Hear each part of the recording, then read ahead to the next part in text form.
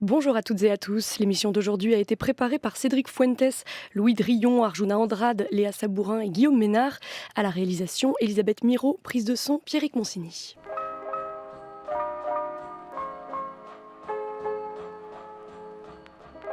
Entendez-vous l'écho?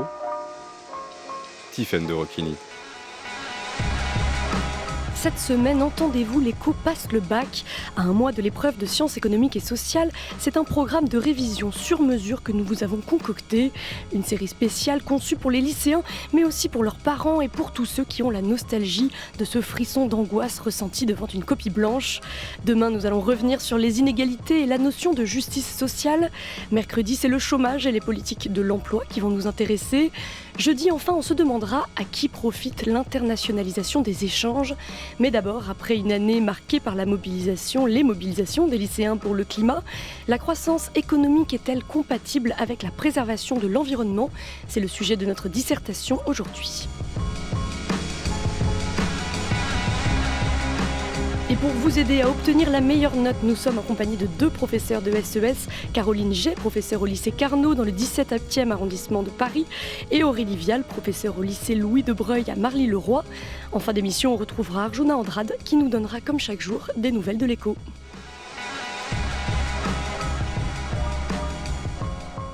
Caroline Jay et Aurélie Vial, bonjour. Bonjour.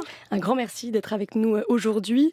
La croissance économique est-elle compatible avec la préservation de l'environnement? C'est le sujet de dissertation qui va nous occuper aujourd'hui. Un sujet qui résonne particulièrement avec l'actualité. Il y a de fortes chances, Caroline Jay, pour que le sujet cette année soit en lien avec la question climatique. Alors, de fortes chances, pas spécifiquement, vu que le temps de la préparation des sujets ne suit pas nécessairement le temps de l'actualité la plus récente. C'est un sujet qui a déjà eu l'occasion de tomber plusieurs fois au baccalauréat en France métropolitaine, mais aussi dans les centres étrangers. Il est déjà tombé 8 fois. Après, il n'est pas tombé récemment. Il me semble, en métropole. Et c'est un sujet qui a particulièrement intéressé les étudiants, les lycéens cette année, Aurélie Vial. Oui, tout à fait, effectivement. On a des lycéens qui ont participé à la marche pour le climat qui a eu lieu le 15 mars, c'est ça, qui a mobilisé les lycéens. C'est un sujet d'actualité, les gilets jaunes, la démission de Nicolas Hulot, les différents rapports du GIEC sur l'élévation du niveau des températures. Donc c'est un sujet passionnant, oui. Et on va voir comment justement ils peuvent éventuellement intégrer des éléments d'actualité tout au long de cette dissertation. Mais d'abord, quel est le premier réflexe face à un sujet comme celui-ci, Caroline Jay? Il faut peut-être commencer par définir la croissance. Alors oui, le premier réflexe face à un sujet de baccalauréat, c'est toujours de définir ses termes.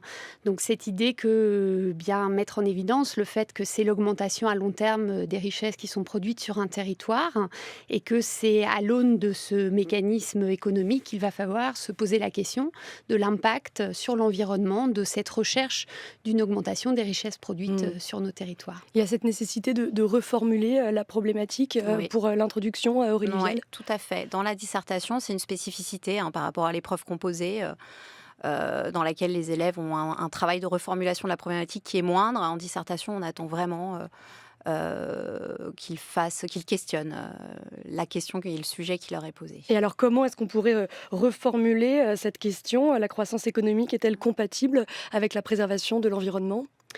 Eh bien déjà en mettant en évidence le fait, comme je l'ai dit tout à l'heure, que historiquement, on a pu constater que la poursuite de la croissance économique s'est traduite par un certain nombre de dégradations environnementales qui feront bien sûr le cœur de la réflexion qui sera menée ici, d'identifier ces dégradations et du coup, d'essayer de comprendre si, dans la manière de faire de la croissance, donc de mener cette fois-ci une réflexion plus qualitative sur la croissance, il est possible que ces deux objectifs qui semblent a priori contradictoires soient réconciliés à l'aide d'un certain nombre d'outils qui peuvent être mobilisés au service de cette croissance. Et alors, face à un sujet comme celui-ci, comment est-ce qu'il faut organiser son temps?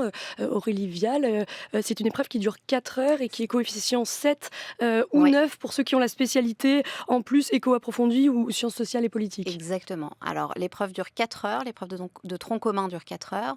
Ce qu'on préconise, c'est C'est à peu près 2 heures en fait, d'analyse du sujet, d'analyse du dossier documentaire, hein, parce que cette dissertation s'accompagne toujours de 3 ou 4 documents que les élèves doivent, analyser en lien avec le sujet qui leur est posé. C'est une obligation, il faut qu'ils en tiennent compte. C'est mieux. Mmh. On peut tolérer qu'1 ou 2 documents ne soient pas mobilisés en fait, mais souvent ce sont des jalons qui vont être nécessaires en fait à la construction d'un raisonnement complet. Ce sont des documents qui sont purement factuels, donc qui n'apportent pas en fait d'éléments de réponse directement à la question, Mmh. d'éléments de réponse théoriques. Les élèves devront trouver ces éléments dans leur cours. Voilà. Donc Donc c'est à peu 2 heures près pour voilà. commencer à poser les Alors bases du 2 heures sujet. pour réfléchir au Mmh. sujet, 2 heures pour faire un brainstorming de cours, hein. Ce qui est très important, c'est, d'abord de commencer à énoncer ses connaissances, à partir du cours qu'ils ont reçu et ensuite, dans un second temps, d'analyser les documents. Sinon, en fait, l'analyse des documents risque de borner, en fait, leur champ de réflexion. Mmh. Ça semble plus efficace de travailler dans ce sens-là. Ensuite, il faudra qu'ils rédigent leur introduction, hein, de façon Ça, à ce c'est un qu'elle moment soit très c'est important. quand même un moment Mmh. très important, surtout dans la dissertation où, la question de la problématique doit être bien travaillée, hein, comme on le disait tout à l'heure, la définition du sujet et cetera et peut-être rédiger aussi la conclusion. Voilà et ensuite consacrer, 2 heures, 1 heure et demie, 2 heures, oui, à la rédaction même, du devoir. Sur l'organisation, du temps, Caroline Jay, est-ce que vous avez des conseils, particuliers à donner? Sur l'organisation du temps, j'insisterai, simplement sur ce qui vient d'être rappelé, c'est que ce temps de réflexion, il est fondamental. C'est à ce moment-là qu'on évite de faire des hors-sujets. C'est Mmh. à ce moment-là aussi qu'on fait bien le tour de ses connaissances. Donc, vraiment ces 2 premières heures de travail sont stratégiques dans la qualité de la réflexion qu'on va présenter L'écueil, ensuite. c'est de vouloir aller trop vite et Mmh, d'aller trop vite vers la rédaction. exactement. Mmh. Alors, à propos du fond de la réflexion qu'il va falloir, apporter, ici, je voudrais qu'on revienne aux origines de la formidable croissance économique que connaissent les pays occidentaux depuis 2 siècles avec le professeur de SES Arnaud Parianti. C'est assez impressionnant d'avoir présent à l'esprit que finalement, aux alentours de 1500, le niveau de vie moyen de la population est le même que 500 ans ou 1000 ans plus tôt. Il y a eu des progrès techniques, il y a eu des évolutions politiques, sociétales, mais le niveau de vie moyen demeure régi par la loi des reins de Malthus, si vous voulez, c'est-à-dire qu'on est scotché au niveau de survie de la population et on n'arrive pas à en décoller, ou alors pour des périodes brèves. Et il va falloir effectivement attendre très progressivement, après la Renaissance, et puis surtout, bien sûr, la Le Révolution 19e industrielle, siècle, oui. pour avoir, alors là, un véritable décollage, un changement d'échelle, un changement de rythme.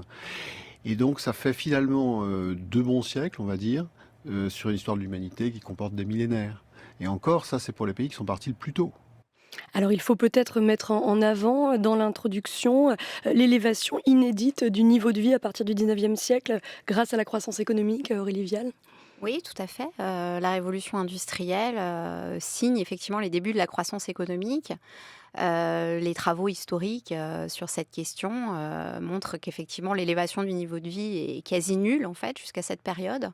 Parce que même si l'on arrive à créer plus de richesses, la croissance démographique est telle qu'elle annule en fait l'augmentation des richesses produites et que le PIB par habitant stagne. Mmh. Sur cette question, Caroline Jay, et sur la façon d'utiliser peut-être cette information au moment de l'élaboration de l'introduction. Bah, je dirais que là, l'enjeu, c'est pas tellement de comprendre les mécanismes en soi de la croissance, qui fait qu'on est passé, grâce à l'accélération des gains de productivité d'un système où le niveau de vie par habitant ne changeait pas à une période qui va connaître un formidable accroissement de ce niveau de vie. Donc je dirais que c'est des connaissances qui sont importantes à avoir dans ces révisions, mais dans le cadre de ce sujet-là, c'est pas vraiment l'enjeu, puisque quand on s'interroge finalement sur les limites environnementales de la croissance, là on s'intéresse à une période plus tardive, hein, qui est celle de la triple crise, ce qu'on a appelé la triple crise des années 70, c'est-à-dire que les formidables gains de productivité qu'on a observés durant la période des 30 glorieuses en France, enfin qualifiés de 30 glorieuses en France en tout cas, se Donc sont de heurtés 45 65 à 75. Exactement, se sont heurtés à 3 grandes limites. Une limite économique, c'est-à-dire que la consommation de masse n'absorbe plus une production de masse. Une limite sociale aussi, avec la remise en cause du travail à la chaîne, du travail très, très peu qualifié. Et puis une remise en cause aussi environnementale, avec le rapport Meadows en 1972, qui a mis en évidence le fait que si on continuait à connaître les rythmes de croissance connus jusqu'alors, nous allions très rapidement buter sur les limites environnementales de la croissance. Alors avant de voir comment on peut rédiger notre introduction, il faut réfléchir à un plan éventuel. Comment est-ce qu'on élabore un plan? Est-ce que c'est mieux de faire un plan en 3 parties, en 2 parties? Qu'est-ce que vous suggérerez dans ce cas précis, Aurélie Vial? Alors un plan en 2 parties peut tout à fait justifier, un plan en 3 parties aussi, hein. Par contre, davantage de parties serait tout à fait préjudiciable aux candidats, hein. On exige effectivement un plan en 2 ou 3 parties. Ici, il semble qu'on pourrait faire un premier mouvement autour des limites écologiques de la croissance, hein, en se demandant comment la croissance, de quelle manière est-ce qu'elle nuit et elle dégrade notre environnement. S'intéresser aussi à la question ensuite, hein, à partir de ce que tu disais, Caroline, du rapport Meadows des années 70, de la possibilité de rendre compatible croissance et environnement, hein, avec la théorie des capitaux, avec les différentes théories de la soutenabilité forte ou faible dont on va parler. Et puis, peut-être dans un 3e temps, la question des outils économiques dont on dispose pour concilier croissance et environnement. Alors on va suivre ce plan tout au long de l'émission, mais d'abord, Caroline Jay, un dernier mot sur l'introduction. Est-ce que les références à l'actualité, par exemple, sont bienvenues? On parlait de l'actualité au début de cette émission. On demande effectivement aux élèves de commencer leur introduction par une accroche qui montre l'intérêt du sujet. Alors, il y a différentes manières de montrer l'intérêt du sujet. L'actualité en est une. Et effectivement, sur ce thème-là, une accroche sur les mouvements cette année ou depuis un certain temps sur toutes ces questions environnementales sera tout à fait pertinent et valorisé. Alors la première partie donc sera consacrée aux effets de la croissance sur l'environnement, et le premier impact négatif de notre modèle de croissance, c'est bien sûr la pollution des sols, de l'atmosphère et des nappes phréatiques. D'abord, il faudra faire un premier constat comme cela, Aurélie Vial. Oui, tout à fait. Effectivement, il faudra dresser la liste des limites écologiques auxquelles se heurte la croissance. Donc, on peut parler effectivement des rejets polluants, en particulier l'émission de CO2, hein, voilà, qui renforcent l'effet de serre, qui conduisent au réchauffement climatique. Je crois qu'à l'horizon 2100, les prévisions les plus pessimistes, et encore je ne suis pas sûre que ce soit les plus pessimistes, mais envisagent que l'élévation des températures pourrait atteindre 5 degrés. On est d'ores et déjà à plus 1,2 degré par rapport à l'ère pré-industrielle. Donc ça, c'est une première dégradation à prendre en compte. Les catastrophes écologiques aussi, hein, les marées noires, les accidents nucléaires, Fukushima, etc., Tchernobyl, dont on peut parler. Et puis, la destruction du capital naturel. La dégradation des ressources renouvelables, non renouvelables, qui peut conduire à l'extinction de certaines espèces, à la disparition de certains gisements de pétrole, certaines matières premières. Et on pourra peut-être expliquer dans cette première partie comment fonctionne la surexploitation des ressources énergétiques, quelles ont été leurs conséquences, et notamment celles autour du gaz et du pétrole. C'est un aspect qui va être attendu dans cette dissertation, Caroline Jay. Ce qui est attendu des élèves, c'est non seulement qu'ils soient capables d'illustrer, bien évidemment, ces dégradations environnementales, mais qu'ils soient capables d'en expliquer les mécanismes économiques. C'est-à-dire que, bien évidemment, si la croissance s'est faite au prix d'une dégradation de l'environnement, c'est pas simplement parce que les individus n'ont pas de conscience environnementale, c'est parce qu'on démontre, dans le cadre d'une économie de marché, que si on laisse les individus fonctionner de manière rationnelle, en fonction d'un calcul coût-avantage, ça a 2 conséquences économiques. La première, c'est de générer ce qu'on appelle des externalités négatives. C'est l'exemple de la pollution. Donc de surproduire des activités qui génèrent des externalités négatives, parce qu'on ne prend pas en compte, en tant qu'individu, quand on est producteur, l'impact négatif de son activité sur le bien-être des populations. Donc on ne cherche pas à leur nuire de manière volontaire, mais simplement dans le calcul économique qu'on mène qui est individuel, on n'en tient pas compte. Donc sans régulation, l'activité économique tend à créer des externalités négatives. Exactement, tout à fait. Donc ce mécanisme est absolument central. Et puis le second qui est central, c'est l'épuisement des ressources naturelles. Et là, c'est le même mécanisme. C'est ce qu'on appelle la tragédie des biens communs. Si on a des biens dont on ne peut pas priver l'accès et l'exploitation aux individus, eh bien ces derniers ont intérêt à les surexploiter puisque le bénéfice qu'ils vont en tirer est individuel, mais le coût de la disparition de ces ressources est collectif. Donc touchera tous les individus, qu'ils aient ou non exploité cette ressource. Donc là, de la même manière, on montre que le calcul économique amène les individus à faire disparaître les ressources qui leur permettent pour un certain nombre d'entre eux de vivre et de générer une activité économique. Il faudra peut-être souligner que les émissions de gaz à effet de serre sont plus importantes dans les pays industrialisés, mais que c'est dans les pays émergents qu'aujourd'hui elles augmentent le plus, Aurélie Vial. Oui, tout à fait. Effectivement, je crois que c'est la Chine aujourd'hui, le premier pollueur mondial devant les États-Unis. Si par contre on utilise le ratio des émissions par habitant, émissions de CO2 par habitant, les États-Unis restent en tête, mais la question des émergents est une vraie question. Oui. Alors il y a cette question effectivement de la surexploitation des ressources et notamment de la surexploitation des ressources halieutiques. En 2012, plus de 91 millions de tonnes de poissons furent pêchées dans les mers et les océans du globe. Ajouté aux 66 millions de tonnes de poissons élevés en aquaculture, cela nous fait un total de près de 158 millions de tonnes. Un joli festin marin. Sans oublier les 11 à 26 millions de tonnes de pêche illégale, petite cerise sur le gâteau. Mais ça n'a pas toujours été le cas. En 1950, on pêchait à peine 18,7 millions de tonnes de poissons, presque 5 fois moins qu'aujourd'hui. La pêche industrielle est passée par là. Grâce à des technologies de pointe issues de la Seconde Guerre mondiale, comme les radars ou l'incassable fil de nylon, la pêche au gros est devenue la pêche en gros. Et depuis 1994, les quantités de poissons pêchés plafonnent à 90 millions de tonnes. Avec 29% des espèces surexploitées, les océans se vident. Mais il faut bien fournir les étals. Entre 1960 et 2012, la consommation moyenne de poissons a presque doublé, passant de 10 à 19 kilos par an et par personne. L'aquaculture tente de pallier le problème. Ces bassins d'élevage ne produisaient que 600 000 tonnes de poissons en 1950. Selon la FAO, ils pourraient fournir plus de poissons que la pêche en milieu naturel d'ici 2030, dépassant les 93 millions de tonnes par an. Sauf que, jusqu'à présent, ces poissons d'élevage sont nourris avec d'autres poissons, tout droit sortis des océans. Voilà un extrait d'une émission de la web-série DataGull diffusée sur YouTube. L'exemple de la surpêche peut être mobilisé, Caroline Jay, et peut-être que c'est ici que l'on peut parler des chiffres que l'on peut mobiliser grâce justement à ce dossier documentaire dont les élèves disposent. Exactement, donc c'est un très bon exemple pour illustrer la tragédie des biens communs dont on parlait avant la diffusion de cet extrait. L'intérêt du dossier documentaire, c'est de fournir aux élèves un certain nombre de données. Ils en ont bien évidemment vu un certain nombre en classe avec leurs professeurs. Ils en ont retenu un certain nombre et puis non pas de données sur d'autres éléments.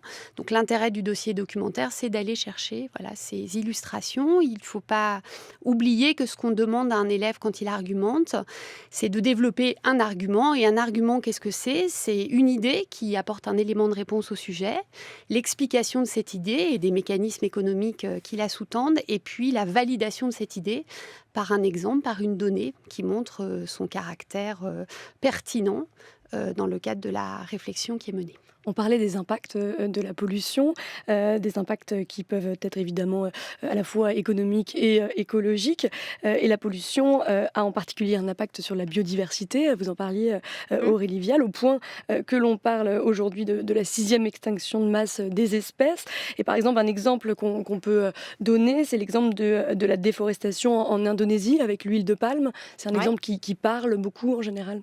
Oui, tout à fait. Oui, c'est un exemple qui est tout à fait mobilisable. Effectivement, on détruit des parties de la forêt amazonienne pour y planter des palmiers qui permettront d'être exploités pour cette huile de palme, qui est utilisée comme agrocarburant aussi. Je ne suis pas hyper spécialiste de la question, mais je crois que c'est ça, être utilisé aussi pour une utilisation alimentaire. Et on détruit une partie de la forêt amazonienne pour ça. Oui, oui. Donc la question de la destruction des ressources halieutiques, la pêche ou des ressources forestières sont des exemples qui sont mobilisables et qui illustrent encore une fois, oui, la tragédie des biens communs. Et pour bien comprendre les conséquences économiques, il faut voir que la pollution de l'environnement et la surexploitation des ressources ont aussi des conséquences sur les hommes, sur leur santé, sur leurs conditions de vie, à tel point qu'ils sont de plus en plus nombreux à migrer pour des Mm. raisons climatiques, Caroline G. Alors, effectivement, une autre dimension du sujet, c'est la question des inégalités, c'est-à-dire que dans les mécanismes dont on discutait tout à l'heure, le fait que les individus qui souffrent de ces dégradations ne sont pas nécessairement les individus qui sont à l'origine de ces dégradations. Et donc, ça questionne aussi la répartition mondiale de la croissance et qui sont les bénéficiaires de cette croissance. Et c'est aussi la raison pour laquelle la réflexion qu'il y a autour du développement durable combine ces trois éléments, hein, une question sociale, celle des inégalités, une question économique, celle de la possibilité de la croissance, et puis une question environnementale. Un exemple de conséquences très concrètes de la question environnementale. On se souvient en particulier des émeutes de la faim en 2007-2008, qu'on peut aussi rattacher à la désertification et aux problèmes croissants que connaissent l'agriculture dans un certain nombre de pays, Aurélie Vial. Oui, oui, tout à fait, oui. Effectivement, la surexploitation de certaines ressources naturelles ou la disparition de certaines ressources naturelles peut faire augmenter les prix dans certaines zones et conduire certaines populations à avoir un accès difficile à certains biens alimentaires en particulier et peut les conduire à migrer. Ouais. Donc on voit que la croissance peut peser sur l'environnement, que l'environnement peut peser sur la croissance. Alors est-ce qu'il faut changer de modèle de développement? C'est la question qui va constituer notre deuxième partie, une question qui a été soulevée dès 1972 par le rapport Meadows. Les limites de la croissance, on appelle parfois le rapport Meadows, du nom de principal scientifique qui l'a dirigé, un rapport donc qui met en cause les économistes de la croissance, en disant que finalement ils n'ont pas prévu de limites sur le long terme, notamment des limites qui vont provenir de l'épuisement des ressources naturelles. Et puis ce même rapport s'appuie aussi sur des travaux d'économistes qui sont critiques. Les économistes hétérodoxes qui, eux, ont pris en compte la question de l'environnement dès les années 60. On a déjà eu des signes finalement que l'autre face de la médaille de la croissance, eh bien, c'est précisément des questions d'environnement, des problèmes de pollution, des problèmes de dégradation, des problèmes d'épuisement de ressources. Donc, le rapport du Club de Rome, voilà, il est, je dirais, au cœur de la controverse au sein même de l'économie. Voilà, on écoutait Franck-Dominique Vivien, maître de conférence en sciences économiques à l'université de Reims-Champagne-Ardenne. Le rapport Meadows a entraîné véritablement une prise de conscience des limites de la croissance. Caroline Jay. Oui, et comme il a été rappelé ici, il y a derrière une controverse théorique. Il y a derrière un débat entre des économistes qu'on qualifie d'orthodoxes, qui mettent en évidence l'efficacité de la régulation marchande, c'est-à-dire ce calcul individuel dont je parlais tout à l'heure, et l'idée que le mécanisme des prix est un signal suffisant pour orienter le comportement des individus. Donc, si on suit ce raisonnement, finalement, par exemple, l'épuisement du pétrole n'est pas un problème dans la mesure où son prix va augmenter à mesure que la ressource s'épuise et va faire que des individus vont trouver d'autres solutions. C'est l'idée d'un marché autorégulateur. Exactement, c'est l'idée du marché autorégulateur. Et puis après, il y a toute une réflexion, au contraire, sur le fait que ces mécanismes marchands ne sont pas nécessairement efficaces dans des cadres précis qui sont ceux que nous avons déjà évoqués, c'est-à-dire la présence d'externalités. On montre dans ce cas-là que l'optimum atteint avec ces mécanismes autorégulateurs du marché n'est pas efficace, n'est pas le meilleur possible. Et puis aussi la question dont on a parlé tout à l'heure de l'épuisement, de la tragédie des biens communs. Et puis on peut aussi montrer cette inefficacité dans d'autres cadres, mais qui ne sont pas pertinents dans ce sujet. Et c'est dans ce contexte qu'émerge le concept de développement durable. Comment est-ce qu'on peut le définir, Aurélie? Oui, alors c'est un petit peu plus tard, puisque le concept de développement durable, il naît véritablement en 1987 dans le rapport Brundtland, dirigé par une Norvégienne qui présidait en fait une commission de l'ONU sur le sujet. Et le développement durable, ça se définit comme un développement qui répond aux besoins des générations actuelles sans compromettre la capacité des générations futures à répondre aux leurs.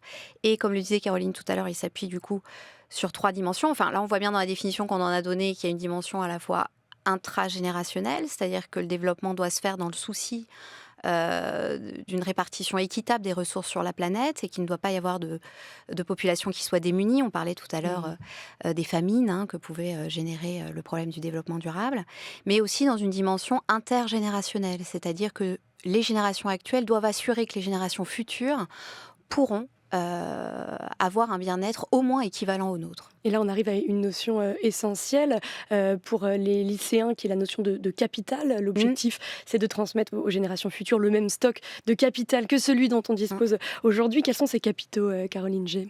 Alors, le premier capital, c'est le capital, enfin le premier pas en ordre, le premier que je vais vous présenter, c'est le capital technique, c'est-à-dire l'ensemble des moyens dont nous disposons, que nous avons construits, des machines dont nous disposons pour pouvoir produire des richesses. Qu'on appelle aussi capital physique. On parle aussi de capital physique. Ou capital technique aussi. Exactement. Donc un capital qui a été créé par les hommes. Il y a ensuite le capital naturel dont nous avons parlé, c'est-à-dire ces biens naturels qui servent à produire des biens. On a donné le cas des forêts qui servent à produire des biens, mais aussi qui servent à produire des services, par exemple des services récréatifs. La nature est aussi productrice de services.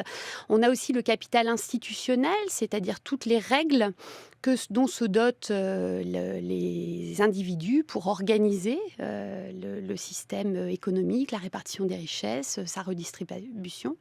Et puis, on a enfin le capital social qui renvoie à la qualité des relations entre les individus et aux possibilités qu'ils ont aussi de vivre dans des conditions satisfaisantes. Qui est aussi le capital humain, c'est-à-dire que ça concerne à la fois la santé, l'éducation. Voilà, le capital humain. Le capital humain. Oui, pardon, le capital humain. Je n'ai pas le capital social, mais qui se définit effectivement comme l'ensemble des connaissances, des qualifications des individus. Ouais. Alors Cédric Fuentes, de l'équipe d'Entendez-vous l'écho, est allé demander aux élèves du lycée Molière dans le 16e arrondissement de Paris ce que leur inspirait ce sujet. On écoute la réponse d'Adrien. La croissance, c'est quelque chose de prioritaire. Et je pense qu'on a un peu nos priorités, on a des mauvaises priorités parce qu'on voit que notre environnement commence à se dégrader très sérieusement. On est à court de ressources naturelles, même s'il y en a qui croient en la soutenabilité forte et faible. Et il y en a qui croient en la substituabilité des capitaux, qui pensent qu'on peut remplacer le capital naturel par un autre type de capital, que ce soit physique, que ce soit des législations ou autre chose. Et d'autres pensent que c'est pas substituable, donc il faut complètement freiner la croissance, voire une décroissance, et ainsi favoriser l'environnement. Je pense que par exemple quand on voit que des fonds ont été récoltés pour l'église Notre-Dame, ce qui est une bonne chose, et qu'avec ces fonds on aurait pu nettoyer la majorité des déchets dans le Pacifique, il faudrait que nous particuliers et eux le gouvernement revoient leur priorité numéro 1. Mais je pense que je favoriserais quand même l'environnement au-dessus de la croissance, parce que moi qui suis jeune, je sais que plus tard c'est quelque chose qui va beaucoup m'affecter, et même mes enfants. Tandis que la croissance, on est un pays assez développé pour s'en passer pour quelques années, je pense. Je pense que chacun devrait faire des sacrifices pour préserver l'environnement plutôt que de vouloir s'enrichir le porte-monnaie. Ce qu'Adrien souligne ici, Caroline Gey, c'est qu'il y a différentes conceptions du développement durable. Qu'est-ce qu'on appelle d'abord la soutenabilité faible ? Alors la soutenabilité faible, ça a été très bien dit par cet élève, c'est le fait de penser que les différents capitaux que nous avons évoqués sont substituables. Donc dans la problématique qui nous intéresse ici, c'est de savoir quelle est l'attitude à adopter face à un capital naturel qui s'épuise progressivement.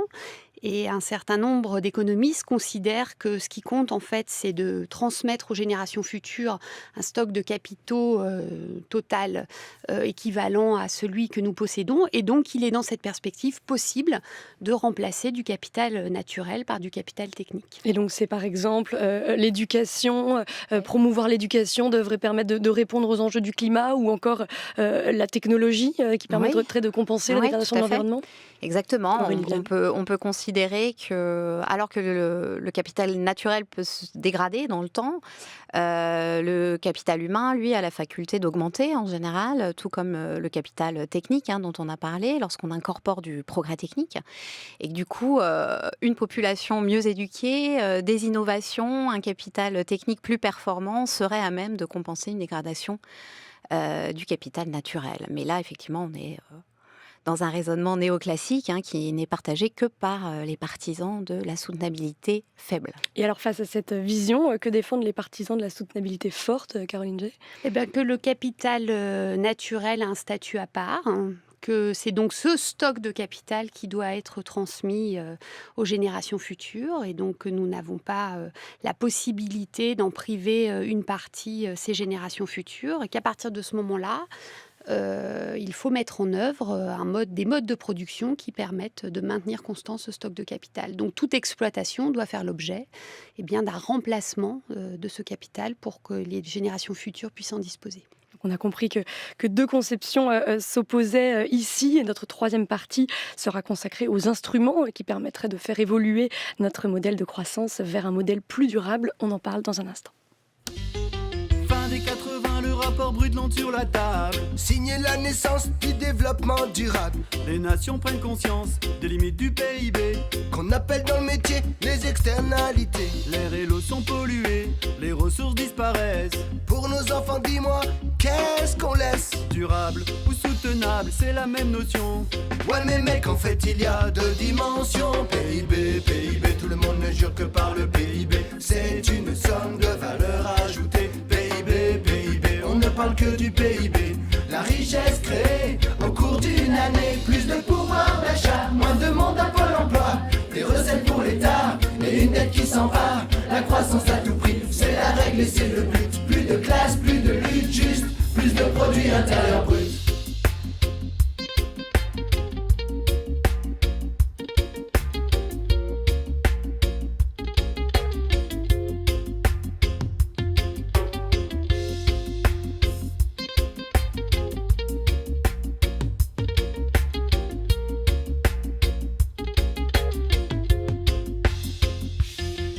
Soutenabilité faible, c'est le nouveau concept. Le capital naturel devient substituable. Dans les mers, les océans, de moins en moins de poissons. De toute façon, dans le futur, on aura l'aquaculture. Avec leurs savants modèles théoriques, les économistes nous vantent les bienfaits du progrès technique. Les innovations majeures seraient la conciliation entre croissance économique et conscience écologique. PIB, PIB, tout le monde ne jure que par le PIB. C'est une somme de valeur ajoutée. PIB, PIB, on ne parle que du PIB. La richesse créée au cours d'une année. Plus de pouvoir d'achat, moins de monde à Pôle emploi. Des recettes pour l'État et une dette qui s'en va. La croissance à tout prix, c'est la règle et c'est le but. Plus de classe, plus de lutte, juste plus de produits intérieurs bruts. Le PIB, le développement durable, une chanson réalisée par le lycée Jules Fromet d'Aubenas. Notre série spéciale Bac Éco 2019 se poursuit dans Entendez-vous l'écho sur France Culture. Nous sommes toujours en compagnie de deux professeurs de SES, Caroline Jay et Aurélie Vial. Et le sujet de dissertation sur lequel nous planchons aujourd'hui est le suivant: la croissance économique est-elle compatible avec la préservation de l'environnement?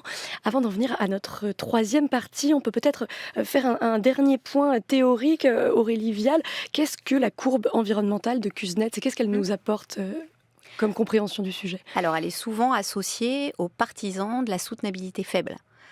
Dans l'idée que on peut croître davantage, produire davantage, s'enrichir, tout en préservant l'environnement. Cette courbe environnementale de Kuznets, en fait, elle établit, c'est une courbe en U inversée, avec en ordonnée la dégradation de l'environnement et en abscisse le revenu par habitant. Et en fait, elle se décompose en deux phases. Dans un premier temps, l'augmentation des richesses entraînerait une dégradation accrue de l'environnement.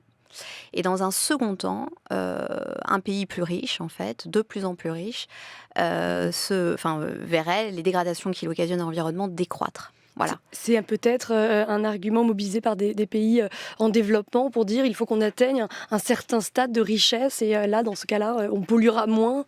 Exactement, et c'est tout l'enjeu des difficultés des négociations internationales, notamment en termes environnementaux, c'est-à-dire des pays les plus riches qui, parce que justement ils se sont enrichis plutôt, ont des préoccupations environnementales plus importantes, et puis des pays qui sont encore sous-développés, qui arguent du fait que la préoccupation de la pollution ne devrait pas être la leur dans un premier temps, puisque les pays les plus riches aujourd'hui sont ceux qui ont le plus pollué, le plus puisé dans ces ressources naturelles, et que au moment où ils auront atteint le même niveau de richesse moyen, eux aussi, ces pays en développement, auront la possibilité de tendre vers une croissance plus verte, en tout cas plus respectueuse de l'environnement.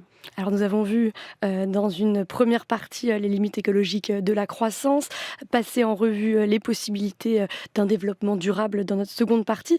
Dans une troisième partie, on va examiner les outils qui sont à la disposition des États pour répondre à la crise climatique. Le premier de ces outils, Aurélie Vial, c'est la réglementation. Oui, la réglementation, c'est-à-dire les normes qui peuvent être mises en place pour limiter la pollution. Donc ces normes, elles sont fixées par les autorités publiques pour limiter, voire interdire l'usage de certains polluants. On peut donner comme exemple les normes européennes sur les émissions de voitures neuves. On peut donner comme exemple les limitations de vitesse sur le périphérique, par exemple, puisqu'on sait que quand on roule moins vite, on pollue moins. Ou la réduction drastique des chlorofluorocarbones, responsables qui des a eu lieu, percées dans dans la les couche années 80, d'ozone. en 1987. Effectivement, tous ces gaz qui étaient présents dans des aérosols ont été tout simplement interdits.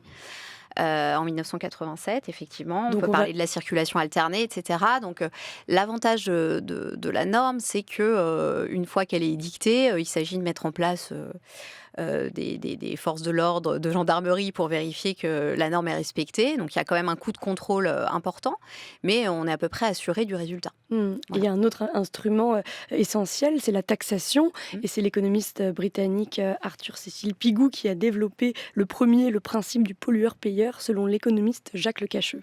Il montre que lorsqu'il y a justement un écart entre le bénéfice social et le bénéfice privé, l'État doit combler cet écart, corriger cette défaillance, ce qu'on appelle aujourd'hui une défaillance de marché, soit avec une subvention lorsque l'écart est négatif, donc il faut inciter donc les gens à faire plus de cette chose qui bénéficie à d'autres qu'à eux-mêmes, soit une taxe lorsque l'écart est positif, parce que dans ce cas-là, il faut dissuader les agents économiques privés de choisir ces solutions qui se font au détriment des autres.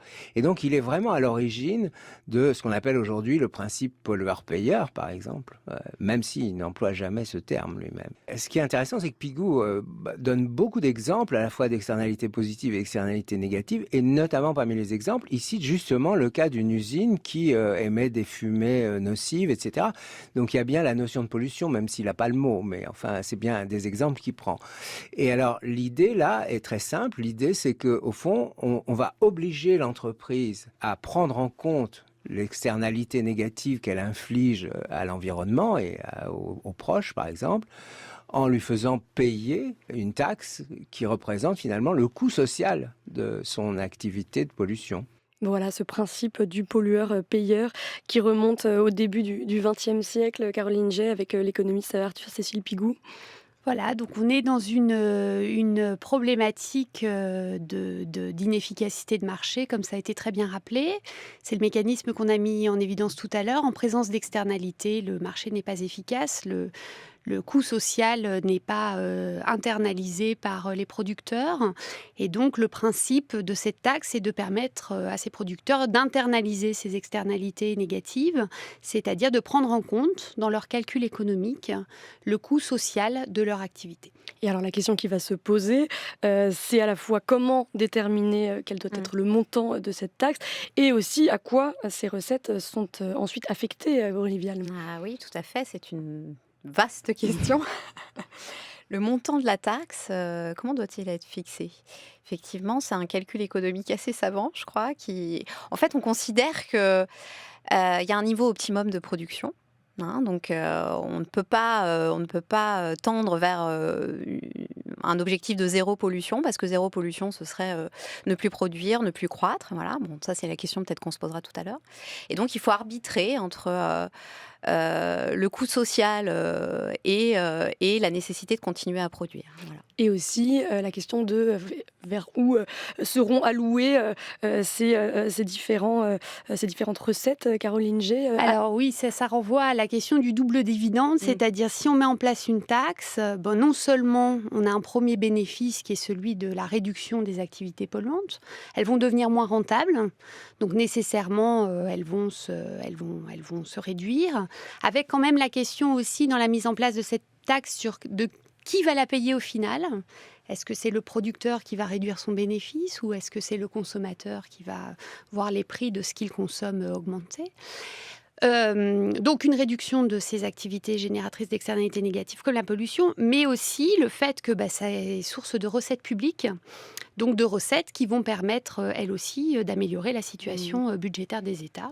Et c'est ça le double dividende. On a un bénéfice environnemental et un bénéfice en termes de finances publiques. Vous parlez de ce que les consommateurs devraient payer. Il y a un certain nombre d'économistes qui estiment que ce n'est pas, par exemple, à la Chine, qui est un grand producteur, de payer pour les émissions de gaz à effet de serre, puisque ces produits sont en grande partie exportés dans les pays occidentaux et consommés dans les pays occidentaux, Caroline G. Exactement. Donc la taxe, c'est est-ce qu'on taxe le producteur ? Alors dans la problématique qui nous intéresse ici, dans le cadre de ce sujet, les taxes dont on parle sont effectivement celles sur les producteurs, c'est-à-dire ceux qui génèrent directement par la production les externalités négatives. Mais effectivement, la problématique qui se pose aussi, c'est de savoir si finalement c'est pas le consommateur qui doit payer plus cher des produits qu'il paye à moindre prix parce que justement ils sont produits dans des pays avec des normes environnementales moins importantes et puis aussi avec des conditions et des coûts du travail plus faibles. Ça renvoie à une autre problématique. Mais on voit bien ici, avec cet exemple, l'imbrication entre le côté social et environnemental, c'est-à-dire toutes les questions d'inégalité qui sont posées de manière implicite dans le cadre de cette réflexion. Il y a un dernier outil auquel les États peuvent recourir, ce sont les marchés de quotas d'émissions. Et cette fois, Aurélie Vial, ce sont les travaux de Ronald Coase qu'il faut mobiliser. Oui, effectivement, oui, il a travaillé sur cette question, sur la Économiste capacité que peut avoir britannique, le marché à gérer ces problèmes de pollution. Donc là, il s'agit de marché des quotas ou marché des droits à polluer, qui vise à réduire les émissions de CO2.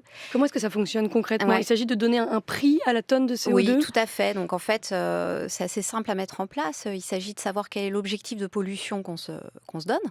Donc de déterminer le volume d'émissions de CO2 qu'on tolère dans l'atmosphère. Donc ça renvoie aussi à un choix social. Et de distribuer des quotas, c'est-à-dire des jetons à polluer en fait, aux différentes entreprises. Alors ça ne concerne, ce marché existe au sein de l'Union européenne depuis 2005 et ça concerne 12 000 installations, donc les plus grosses entreprises se voient distribuer des quotas de pollution qui correspondent à l'objectif en fait fixé par les États, et elles doivent polluer strictement le nombre de quotas qui leur a été distribué. Si jamais, en fait, ces entreprises s'avéraient être moins vertueuses que prévu, elles auraient à se procurer des quotas sur le marché du carbone à des entreprises qui, elles, ont moins pollué qu'elles auraient pu le faire. Et c'est pour ça, Caroline G, que plus le prix de la tonne de CO2 est élevé, plus les entreprises sont incitées à utiliser des méthodes de production moins polluantes. Exactement. On est encore dans une problématique d'internalisation des externalités avec un autre mécanisme.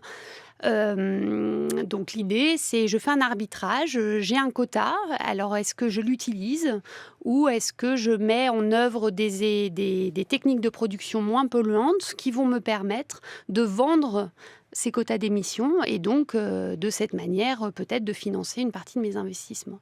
L'avantage par rapport au système de taxes, on est dans la même logique d'internalisation des externalités négatives. Par contre, l'avantage, c'est que là, on sait directement quel va être le niveau d'émissions polluantes, puisque, comme l'a dit Aurélie à l'instant, c'est l'État qui fixe, les autorités, quand le marché n'est pas national, comme c'est le cas en Europe, qui fixe un niveau total d'émissions. Et donc, il a aussi la possibilité, s'il souhaite le réduire, d'intervenir sur ce marché pour racheter des quotas et donc réduire le niveau total d'émissions. Il y a différents marchés de quotas d'émissions qui existent aujourd'hui. Vous l'avez dit, Aurélie Vial, il y en a un qui a été mis en place au milieu des années 2000 dans l'Union européenne. Mais pour ce qui concerne l'Union européenne, les émissions concernées représentent seulement 40% des émissions de gaz à effet de serre. Ce qu'on voit, Caroline Jess, c'est que le problème de ces marchés de quotas d'émissions, c'est qu'ils ne sont pas encore généralisés. Ils concernent encore des petits groupes de pays et non pas non plus l'intégralité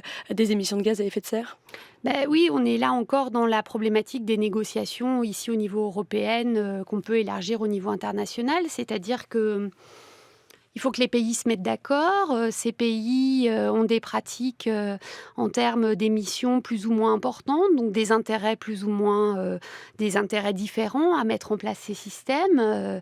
Si vous avez une économie dont la compétitivité se fait à l'exportation sur des productions très peu polluantes, ça ne va pas beaucoup les impacter, ces entreprises. Si par contre vos entreprises sont très polluantes, vous allez être très impactés.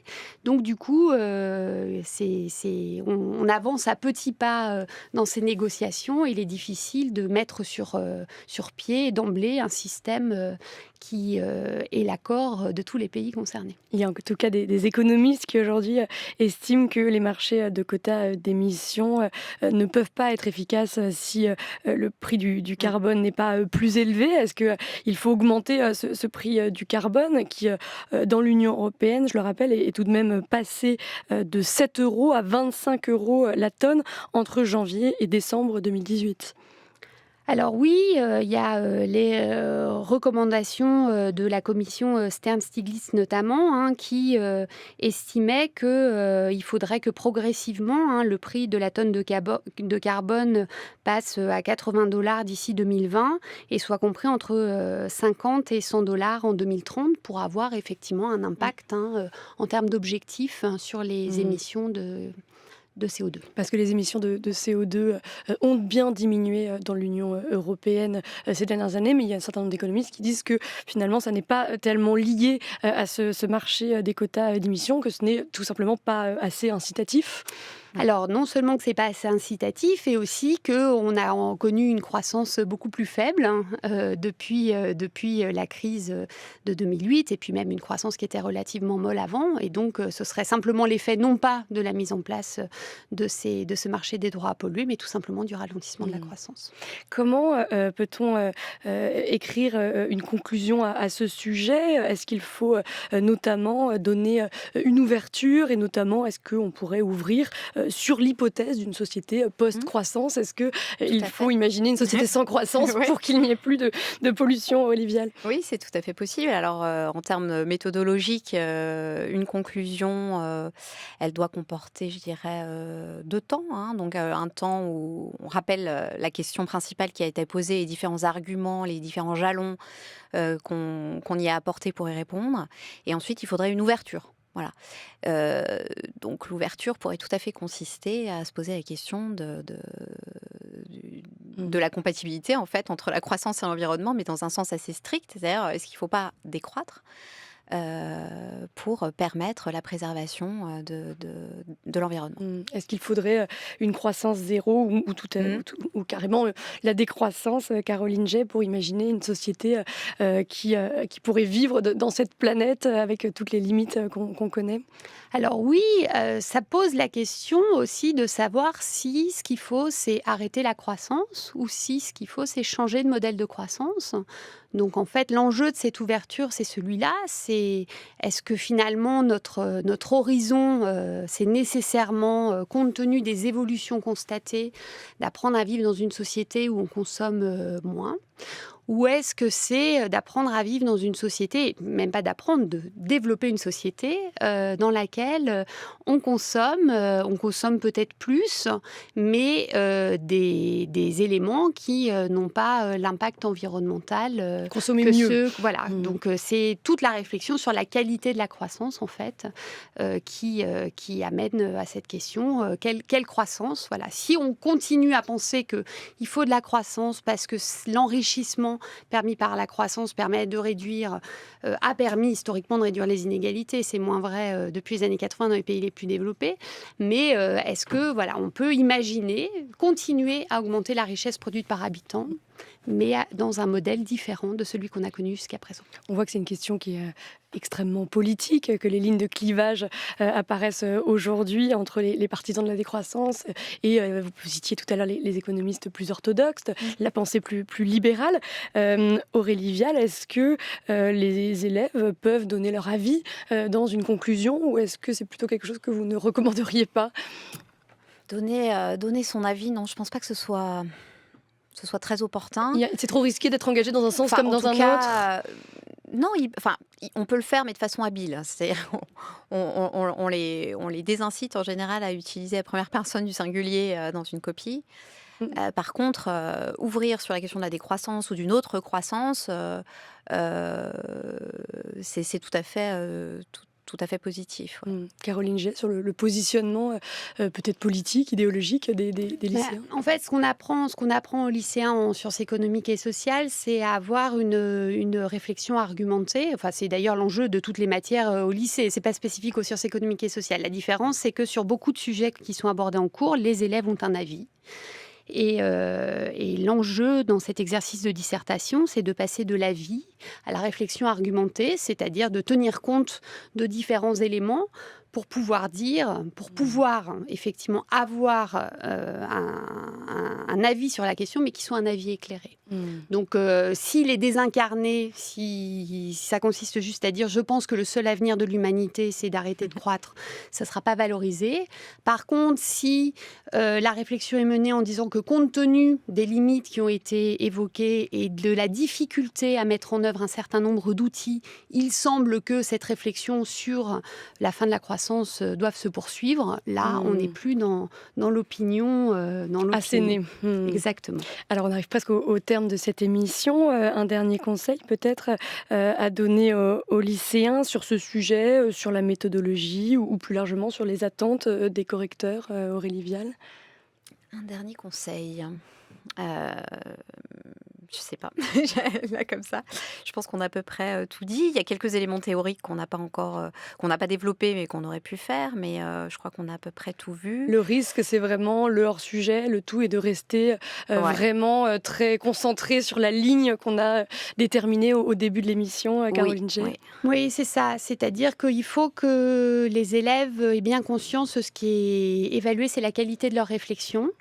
Donc, il faut bien sûr être très concentré pour mener à bien cette réflexion. Et puis, se poser la question, quand on a fait un plan et quand on s'apprête, au moment du plan et au moment où on s'apprête à rédiger un paragraphe qui vise à développer une idée, de bien se poser la question avant de rédiger, de savoir si ce qu'on va dire répond directement à la question qui est posée par le sujet. Donc, ne jamais éviter le hors-sujet. Exactement. Ne jamais perdre de vue le sujet qu'on est en train de traiter. Un grand merci à toutes les deux. Merci.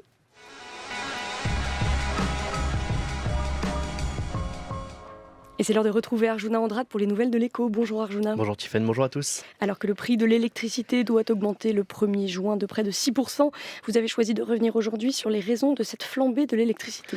Mais oui, une hausse qui touchera les tarifs réglementés, les fameux tarifs bleus auxquels ont souscrit près de 75% des Français, mais aussi une grande partie des offres concurrentes indexées sur ces tarifs, Engie, Total, Direct Énergie. Pour un ménage qui se chauffe à l'électricité, cette hausse des tarifs devrait tout de même représenter un renchérissement de la facture énergétique d'environ 85 € par an.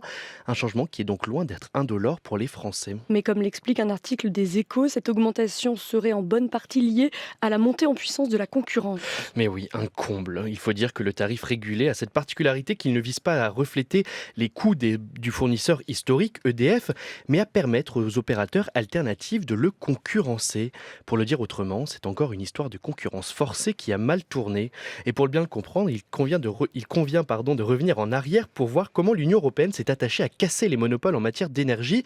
Il faut dire que Bruxelles a toujours eu du mal à saisir l'intérêt et la spécificité des services publics et ne supporte pas la place ultra dominante du géant français de l'énergie.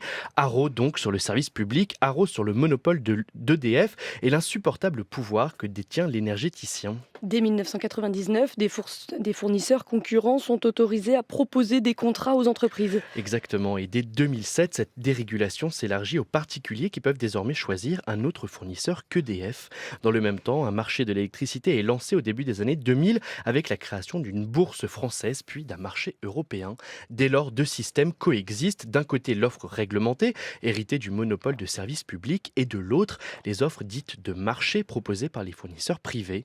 Mais rapidement, on se rend compte que la concurrence n'offre pas les résultats espérés. Les Français restent attachés malgré tout aux services publics et sont toujours 80% en 2010 à choisir le tarif réglementé. La France vote alors la loi sur la nouvelle organisation des marchés d'électricité. Absolument, puisque la concurrence libre et non faussée ne produit pas les résultats escomptés, le législateur entreprend de la fausser, nous explique un article du Monde diplomatique. Est alors instauré un mécanisme qui oblige EDF à tenir à disposition de ses concurrents une partie de sa production nucléaire à prix coûtant.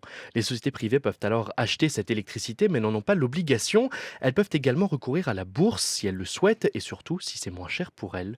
Mais la loi va plus loin. Pour ne pas pénaliser les acteurs du privé et cette sacro-sainte concurrence, les tarifs d'EDF devront suivre ceux du marché. En clair, si le prix de l'électricité augmente à la bourse, le service public sera sommé de s'aligner. Et tant pis si cette hausse pèse désormais sur les consommateurs. C'est donc exactement ce qui se passe aujourd'hui avec l'envolée du prix des matières premières et des quotas carbone. Le prix du kilowatt, lui aussi, s'envole à la bourse européenne. Une obsession pour la concurrence qui trouble jusqu'à l'autorité de la concurrence elle-même, qui pointe le paradoxe d'un système qui a réussi à garantir, quoi qu'il arrive pour les clients, de bénéficier des prix les plus chers du marché.